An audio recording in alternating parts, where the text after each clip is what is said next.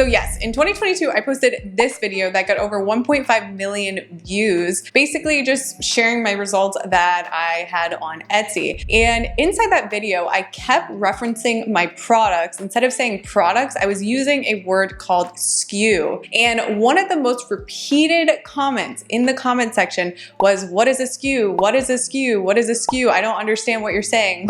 Explain what a SKU is. So then I went down a huge rabbit hole of really trying to understand why Etsy sellers didn't understand a SKU system, or why they weren't utilizing the SKU system for their own store. So that's why in this video, we're gonna go over what is a SKU system, how does it work particularly if you're an Etsy merchant, and how we can actually build a SKU system for your store. And I'm gonna show you live in this video how to build a meaningful SKU system for your Etsy shop. I have a free SKU generator tool that I just launched with my software, which is the first time ever real-time profit tracking solution for Etsy merchants. And SKUs and profit tracking go hand in hand, basically. We're gonna talk about all of the things. What is a SKU? What do they do for your store? How we're gonna build a SKU system. Then we're gonna build a SKU system live. And then we're gonna show you how you can automate your whole profit tracking. So in real time, you can know what your true profit is for your store. And you're gonna see why SKUs are so vital to this process. So let's get into this video.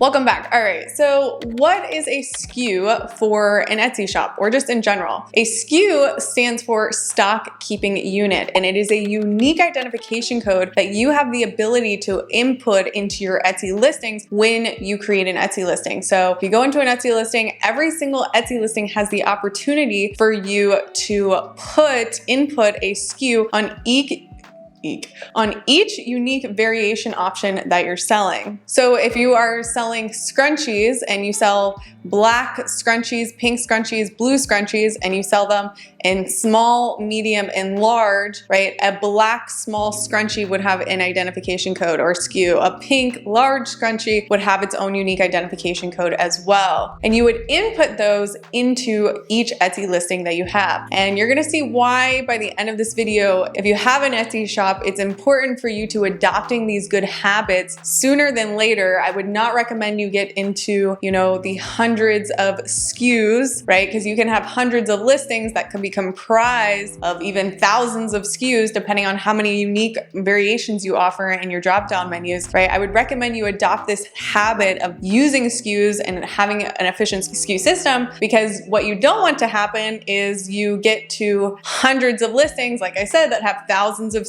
variation options, and you have no way to track your items because you didn't put SKUs in there. So the first thing, like we already mentioned, a SKU helps you identify your Etsy products outside of just an Etsy listing image or an Etsy title or a variant name that you gave, that variation option the name, right? So a SKU will uniquely correlate to that unique variation option. Now, the next thing that SKUs help you do when you have SKUs in your Etsy account is when you want to account for a line item in your profit and loss statement called your cost of goods sold. There is absolutely no proper way to do this unless you are identifying each unique item in your store. Now, the only exception to that is if every single sale that you have has the same exact product cost. So if you are a candle shop and every single candle is the same size, it's the same,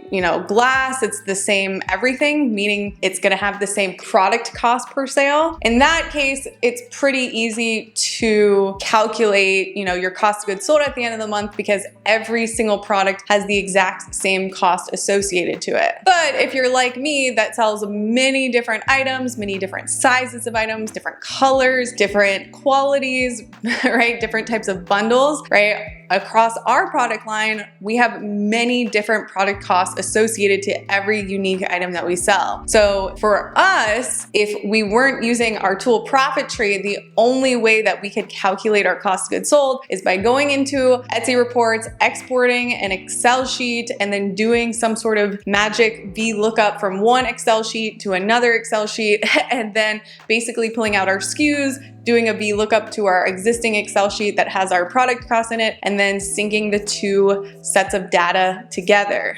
Now, this is a really painful process for a lot of people, so most people just don't do it at all, and that's why we've discovered that Etsy merchants don't even want to bother with building a SKU system, because even if they have a SKU system, it's a really big pain in the ass. Excuse my language, but it's a really big pain for them then to go into this Excel sheet nightmare, then compute the calculation that they need to compute. Not to mention that Etsy reports are super cryptic, and 3 different reports basically is what you're gonna need to export just to pull out the correct information that you need. So it's not just one Etsy report, it's actually like multiple different Etsy reports that have different information about your sales that you have to get the data from to then match it up with your data. So to summarize, the second thing that SKUs do is it allows you to account for your product cost. So you can associate every single unique item to a cost of goods sold. Now, like we already said, if you're gonna do this without our tool, this is gonna involve calculators, pen and paper, and Excel sheets, right? But our tool Profittree actually does this calculation automatically on your behalf. Guys, if you wanna try out Profittree, make sure you go to the link in the description and you sign up for the waitlist, because we're going live finally after a year and a half of blood, sweat, and tears. A lot of tears. We're going live finally. Also, this is Rupert. Hi. Rupert is our mascot at Profittree. So make sure you guys shout out Rupert in the comment section. Actually, better yet, go to the Profittree YouTube channel. If you subscribe to the Profittree YouTube channel and comment hashtag Rupert on the latest video, I will pick one winner to have a free consultation with me. I charge $350 for my one-on-one sessions. So if you want to enter to win a free one-on-one session with me, go to the Profittree YouTube channel, subscribe to the channel, and then comment on the latest video, hashtag Rupert. All right, I don't even know what we're talking about. I forgot. Let me just back it up here. So first benefit of SKUs, it allows you to identify your items outside of just an Etsy listing title, an image, or variant ID that you gave, right? Number 2 is that it allows you to associate every sale that you get with the proper cost of goods sold. With the help of Profittree, it gets calculated every single day for you automatically in real time. There's even more benefits that come with having a SKU system, like being able to properly forecast your products, being able to see your actual true profit on a per sale level automatically with Profittree, because we do it for you.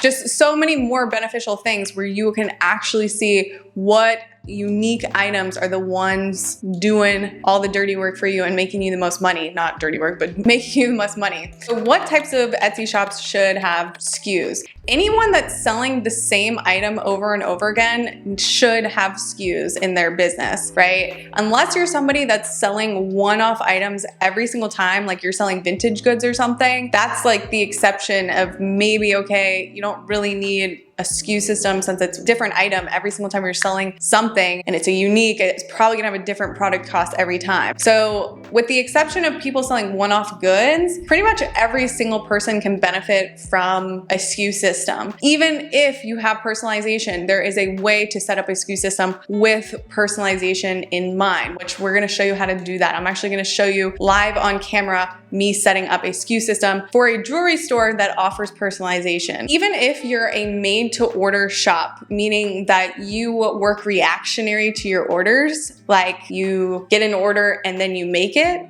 instead of making for inventory, you even will benefit from a SKU system. So a lot of times as smaller Etsy shops that don't have a lot of employees yet or anything, they don't want to waste raw materials. Say they're sewing things with fabric, right? They'll have a bunch of different product offerings with a certain fabric because they don't want to prep a bunch of inventory that doesn't sell. And my argument is that even if you're that type of seller where you're working reactionary to the orders coming in, you would still highly benefit from having a SKU system. I'm a really good example. We do a lot of sewing in one of my brands. Like you, we don't want to waste all the raw material or the fabric for products that aren't going to sell. So what we'll do is we'll make prototypes of different sizes of the item and we'll launch it and do a bunch of photography, split test the listings 8 different ways, and then we'll publish those listings and we won't waste all the raw material until we figure out what unique style actually sells. And then once we pick out the winners that start selling,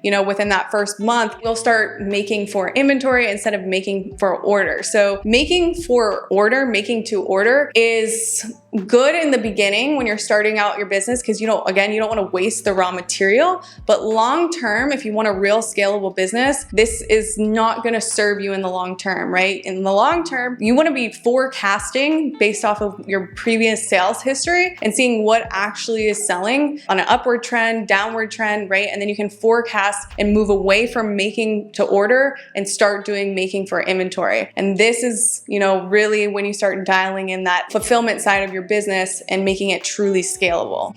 Now, if you're somebody that has to make the item and do a personalization component after, right? Like you're somebody that sews bow ties and then you will, do a finishing personalization component of adding the name to the bow tie after the order is placed. That base part of the item should still be accounted for with a SKU, right? So if it's a pink bow tie, that pink bow tie in a size small would have a unique SKU. And then we could be able to track the sales history on that SKU. And then if we see that we sell an average at 10 per week, right now we can prepare for the future that we need on average about 10 a week because we can track the actual sales history on that unique item. So now we covered what is a SKU, we covered how they benefit your store, and we also covered some real examples of, legitimate types of Etsy businesses that, how they would utilize a SKU system. Now let's hop into my computer and I'm actually going to show you step by step how to start building a SKU system for your store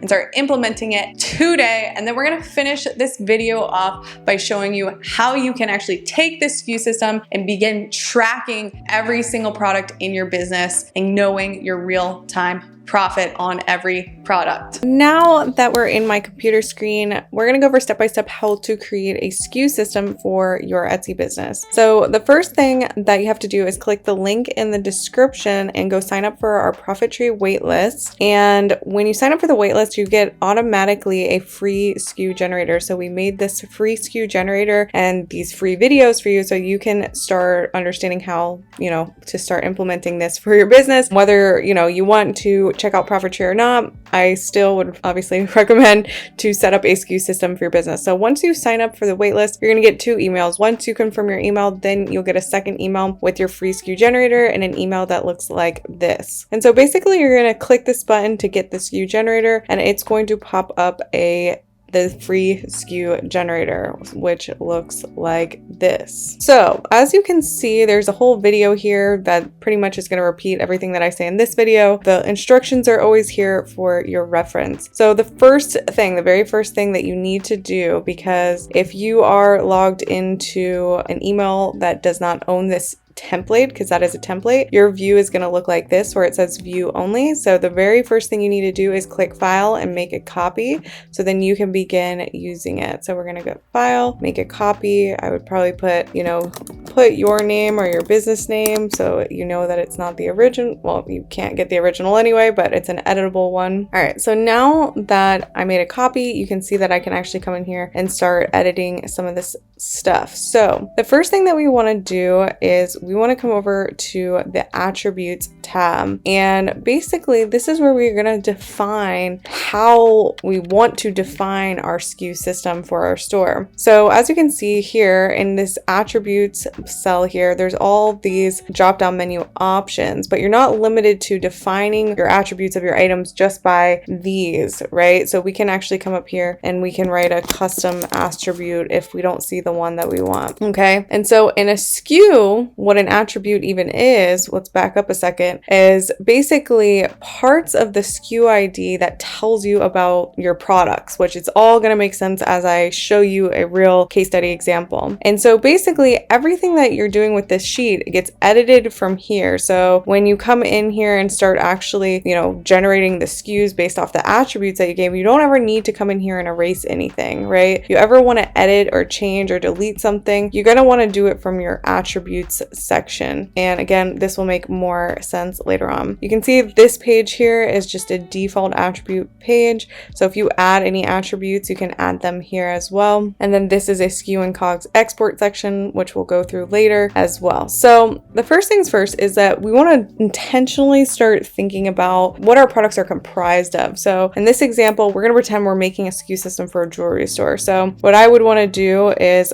I like to go broad first, broadly describe the item and get more specific as we narrow down the attributes. So a really broad topic could be shop section, which is like the equivalent of a collection, right? So what collections exist in your store, right? So maybe if you're a jewelry store, you have a necklace collection. Maybe you have a bracelet collection or shop section. Maybe you have rings. Maybe you have body jewelry. Maybe you have earrings, right? And then we want to start getting a little bit narrow. And then maybe you want to go, inside of rings, you have different types of rings and necklaces. So maybe for necklaces, you have chains. Maybe you have a choker. Maybe for bracelets, you have a tennis bracelet. Maybe you have a bangle. Maybe you have a beaded bracelet. For body jewelry, maybe you have nose ring. Maybe you have belly ring. Maybe for earrings, you have stud, you have hoops, right? You kind of get the point, right? So we're going to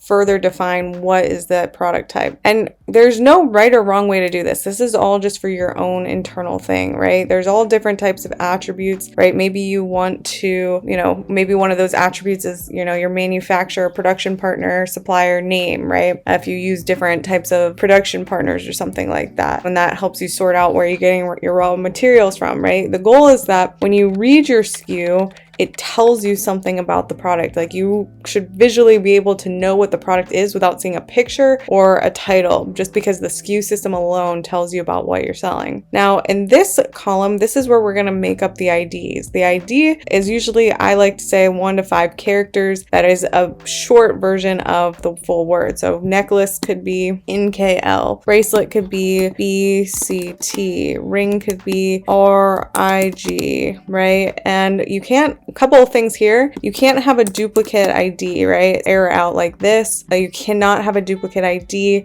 because every single attribute should be its own unique thing, right? So body jewelry, BJY, earrings, ERG, right? Same thing that we're going to do over here. Chain, choker, right? And I'm just literally making this up on the fly, right? BGL, BBT, nose ring, belly ring, stud, HPS, right? Let's see how then we could probably define by size. Then we could define by maybe width. And also, by the way, not, say for your necklaces, like you don't define your necklaces by width. You only define it by the shop section, the product type, and the size, right? Then you don't have to have every single attribute in every single SKU. So that will make sense in a second as well. So if maybe we have a 16-inch, we have an 18-inch, maybe bracelets run 7-inch, 8-inch. Maybe for the bracelets, we define it by size and width. So we have 2mm, 4mm. Let's see.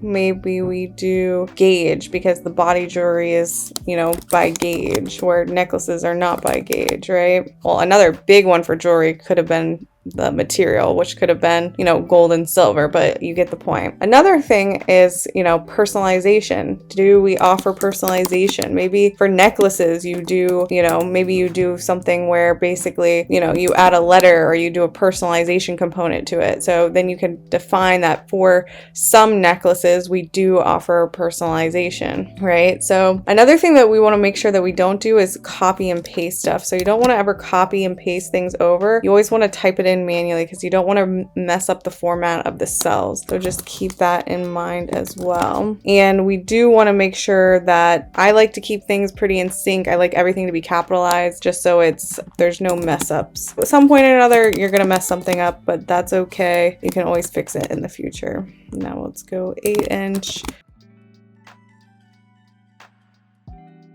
Okay, so now we have a kind of a data sample of some attributes, right? And you can just keep listing more attributes here as much as you want. Now we want to go over to the SKU list tab. And now we want to start, building our SKUs. So we have a necklace that is a choker. It's a size, 16 inch. The width is, we don't really define our necklaces with width. So we're going to leave that blank. We don't really use gauge. And maybe for this particular choker, we don't offer personalization, right? So now you can see that the SKU has just been created. Let's do maybe for our necklace, but with a chain, and it's a 18 inch. We don't use the width, we don't use the gauge, but we do for this chain use a personalization, right? One thing to note as well, you can never have two SKUs that are the same. So if you build two SKUs and it picks up that it's a duplicate, you're going to get an error message here again. So every single unique item should have its own unique SKU. And so when you're thinking about your attributes, it's really important for you to really sit down and maybe even write out first,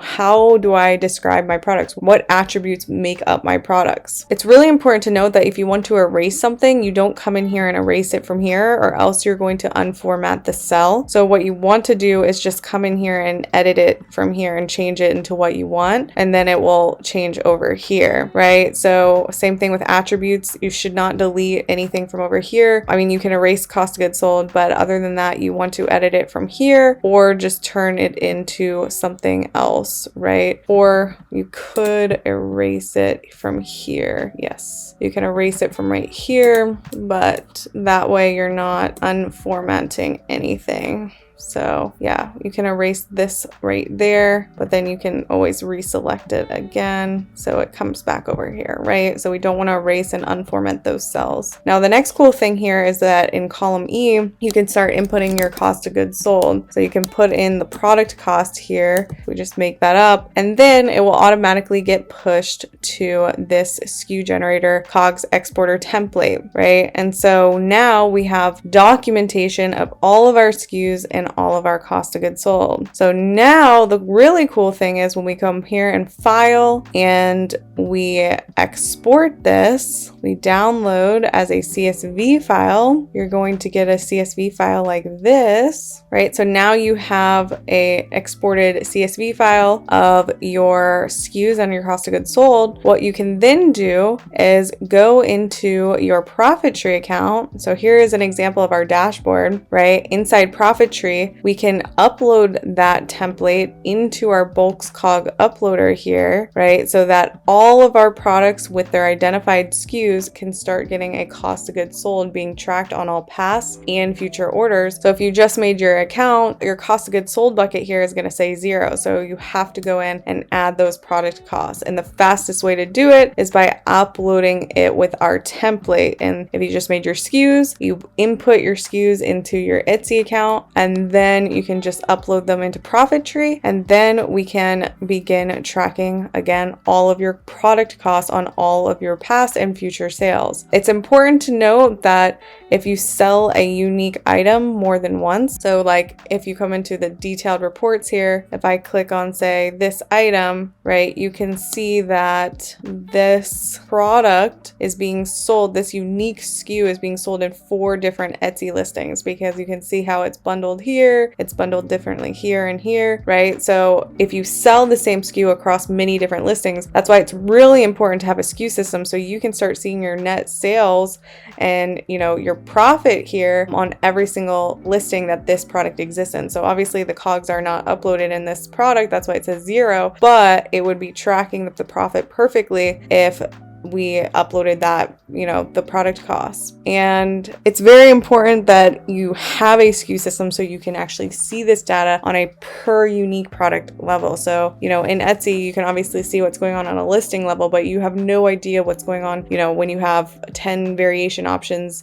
per each product that you're selling, right? And then we'll be able to go to our product reports and actually sort it by, the unique variation option that's actually making us, you know, the most profit for, you know, the time period selected. So hopefully you got a lot of value out of this video and you get value out of our SKU generator. The most important thing to know here is just really intentionally thinking about, you know, your items and how you want to define your items. There's really no wrong answer. It's really just about doing what's best for your business and tracking what's best for your business. So here, this one, you already see the error. It's case sensitive here, so I didn't put it in uppercase. So I would actually want to come in here and I would edit it from here. So then it would get fixed over here. Let's see if we go click it back. Yep. So now it's back to the right case, right? 2 millimeters, no gauge, no personalization because it's a bracelet, right? Guys, thank you so much for staying until the end of this video.